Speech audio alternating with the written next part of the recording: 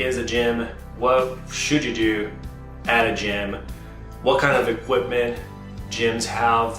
What kind of exercises are good to do at gyms depending on which gym you go to? What to bring to the gym? What to eat before you go? What to eat after you go? And a few other questions that we're going to answer here. So stick around, this is going to be awesome. Before we start, I'd like to say this is not medical advice. You should definitely talk to your doctor before going to a gym and consult, make sure that you're okay and you're clear to go before you go. What I'm going to do here and what I intend to do is to share my experience and knowledge about the gym and a little bit of nutrition as well, to demystify what a gym is and incentivize you to go to the gym and get started. With that in mind, let's get started. So the first part is, what is a gym? Gym is short for a gymnasium. So the objective of a gym is essentially to give people a space to practice physical activity. That's it, right? You can have different objectives when you go to a gym. People indeed have different objectives. Some people are there to bulk or grow muscles. Some people are there to cut or reduce their percent of body fat. Some people are there to just make friends and be social. Some people want to do a combination of all that. You can have multiple objectives, but the ultimate objective of a gym is to give space to people to practice physical activity. Now, gyms usually have different equipments and different rooms depending on what gym you're going to.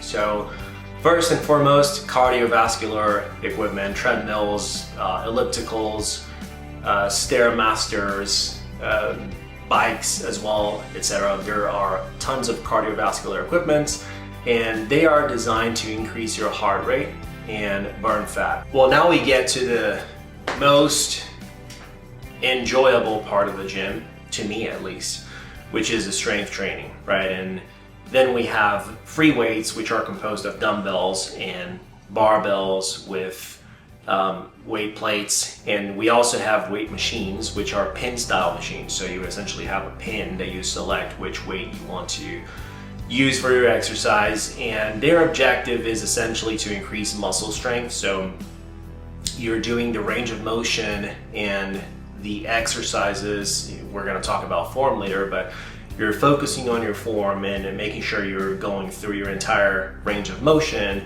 to increase strength in your muscles. The third part is functional training. So now we're talking about TRXs and kettlebells, medicine balls, resistance bands, stability balls, and a myriad of other things. And for simplicity's sake, they're essentially focused on doing a combination of the strength training and the cardiovascular health that I mentioned before. Then we go into stretching and flexibility. So we have foam rollers and stretching mats and yoga blocks and some other stuff that's focused on flexibility. Also stability is a very important part. And in the last part, you have group fitness rooms. So sometimes you will see spinning classrooms and yoga rooms, and sometimes they call it studio even. But you will see rooms that are designed for people to do workouts in groups. Last but not least, gyms usually have locker rooms. Some of them will have showers, pools. Some of them will have even heated pools, which are awesome. Soccer fields, and the gym that I go to has a beach volleyball court, which is really awesome.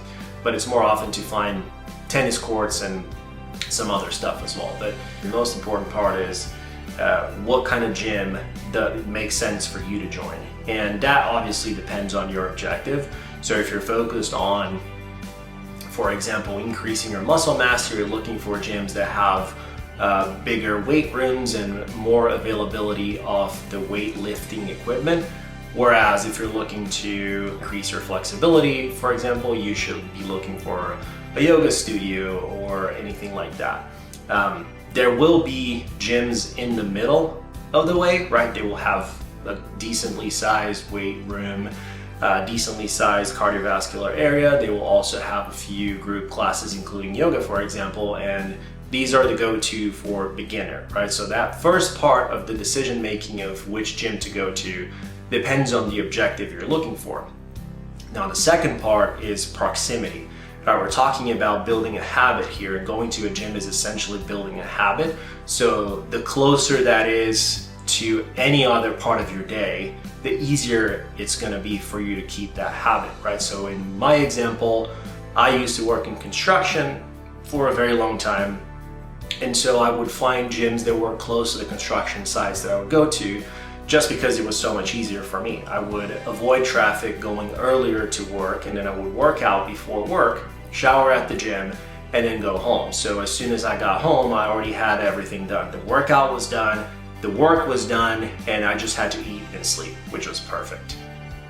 The third part of deciding which gym to join is obviously pricing, right? But considering the first and second step of the way are already analyzed and evaluated by you, then you go into pricing and evaluate which gym fits your pocket. Still on the pricing topic, it's important to mention that gyms will often have the ability for you to freeze your membership. So let's say they have to lock you on a yearly agreement, which I don't like, but some gyms will do that. If they have the ability to freeze your membership, that means you may have the ability to just stop being charged and obviously stop going to the gym if you have to. So let's say, you work abroad for a while and you have to be in another country for 2 months, and you have the ability to freeze your membership for 3. So you can literally just say to the gym, hey, I'm gonna be out for the next 2 months, please freeze my membership. You're not gonna be charged. And then when you're back, you just reinstate your plan as it was. So that's a good thing if you ever have to get locked into an agreement. My personal favorite is obviously the month to month, because then you're not locked. If you have to leave, you leave. If you don't like the gym, something happened at the gym and you're not happy about it anymore, you can just leave. And the second thing to mention about pricing is family discounts as well. So sometimes you will have your spouse or your kids and you're trying to incentivize them to go with you, and gyms will have family discounts as well. So make sure you ask about them before you sign up for a plan. The next topic is which exercise to do to get fit, right? And we talk about this with many people that are starting their fitness journey and they have no clue what to do at the gym. And you may hear different advice from different people, right? My personal experience, the literature also agrees with this. It is far more advantageous for an individual to start with weightlifting rather than cardiovascular or anything else for that matter.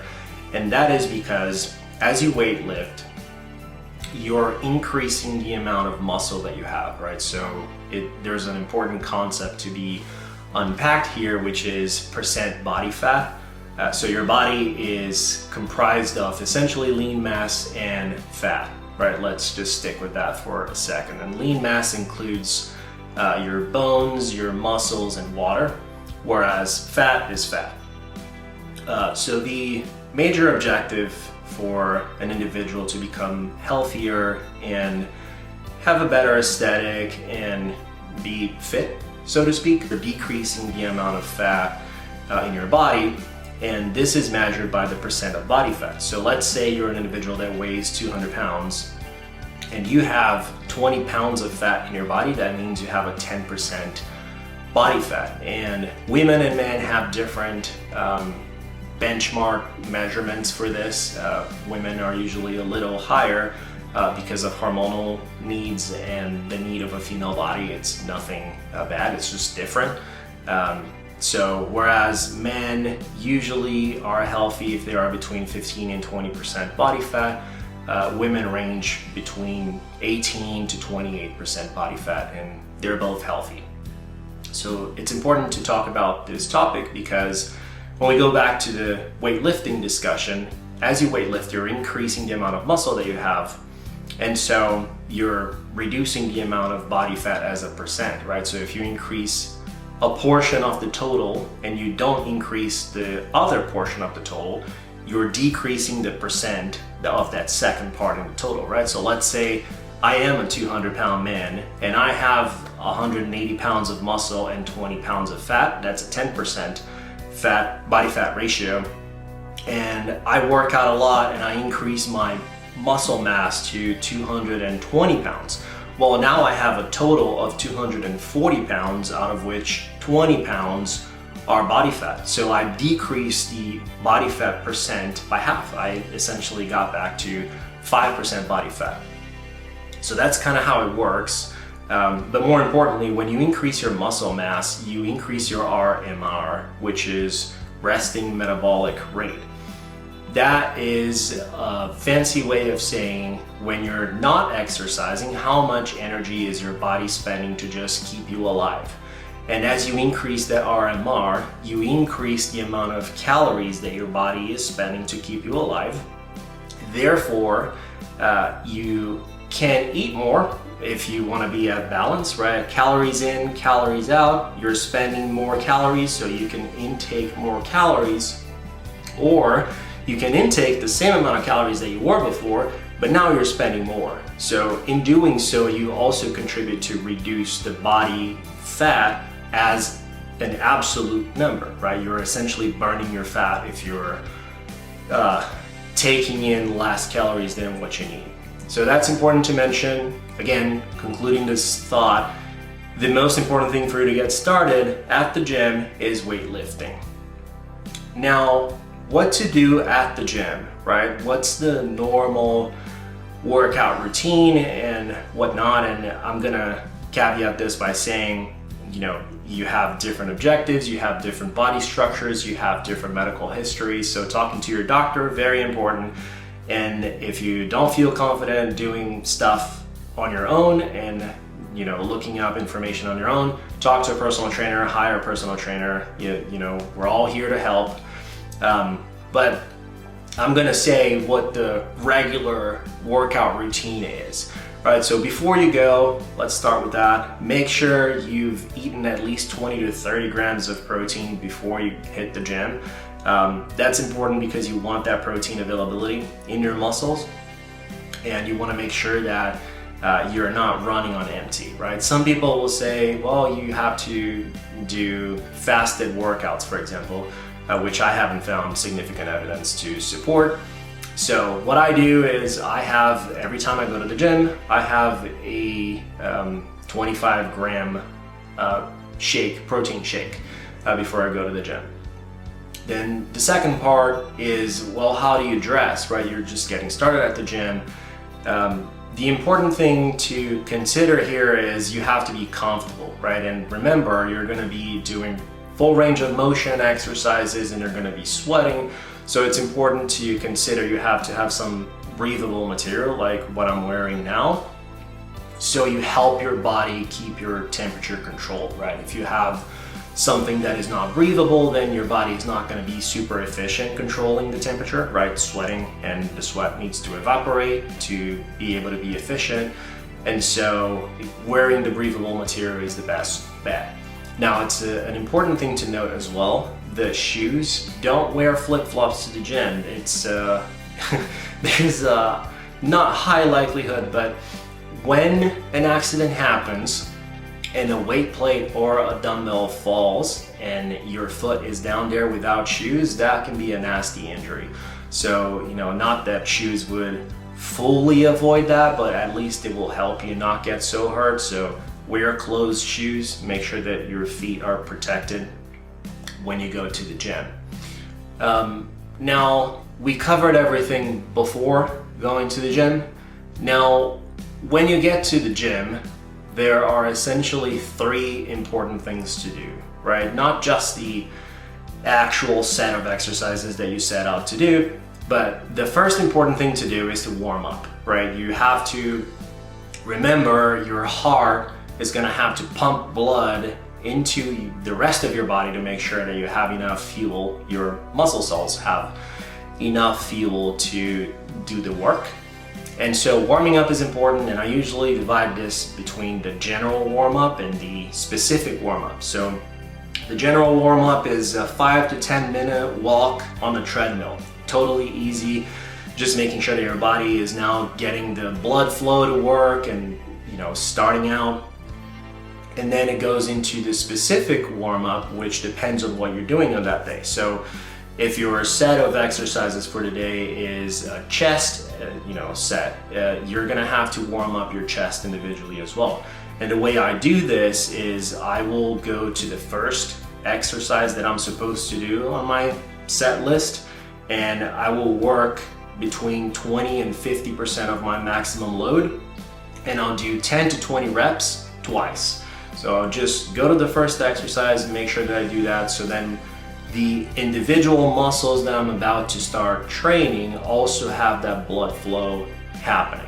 The second part of a normal workout routine is the actual set of exercises, right? And then you're gonna hear some people saying, oh, I'm doing 3 sets of 10 and a few variations of that. And what that means is you're doing the exact same exercise for a number of times. The number of times is the repetitions, and a set is a set of repetitions. So if you're doing 3 sets of 10, you're doing 3 sets of 10 repetitions each. So the workout routine is usually a combination of sets and repetitions of different exercises that target a muscle group.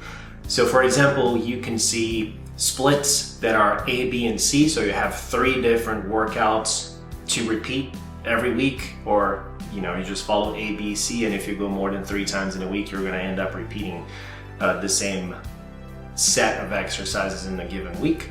But this is what I do, an ABC split, and you will have the combination of muscles that cover everything in your body across the 3 splits. And you will often see an AB split, which is just a day 1 and day 2. And these people will do often, the upper body day 1 or split A, and the lower body on split 2 or split B. And in my case, what I do is on the split A, I do chest and triceps. Split B, I do back and biceps. Split C, I do lower body. And I will often just add on the abs and shoulders when I have time. But you will find some different protocols on the internet. Also, again, talking to your personal trainer to see what fits your needs the best. But that's kind of how it works. And essentially going to the gym is always a routine, right? You have to remember which sets you're doing, and you have to track your progress as well, especially when you're getting started. Making sure that you are progressively overloading, right? So you're adding extra resistance every time you go, or every week or so. Every person is different, right? Some people will progress faster than others, and definitely when you're getting started, you progress much faster than when you're already, I work out for years already, almost 15 years. So at this point, it's really hard for me to progress. I already reached, almost the maximum of my body type is able to accomplish naturally, right, without any other stuff that people sometimes do. So it's harder for me to progress. But in any event, it's important to track your progress. So every time you go to the gym, make sure that you track which weights you did in each exercise. And another thing important to note is every time I go to the gym, I don't spend more than an hour at the gym. There's plenty of literature on this topic, and some people will say, oh, I like to spend 3 hours at the gym. Okay, it's your personal choice. But I found after reading the literature and also experiencing it myself, spending more than an hour at the gym is just not sustainable for me. If I do that, I'll be too tired the next day. I got into a state which is called overtraining, in which your muscles are essentially just so strained that you just can't keep going, and you sleep terribly. It's terrible. You don't want to get there. So I just stopped spending more than an hour at the gym. So what I do is a 40-minute workout in my muscles and a 20-minute cardio after my workout. This is essentially what I've been doing for a few years now, and it's served me well. The way I like to progress is now doing a section of cutting and bulking.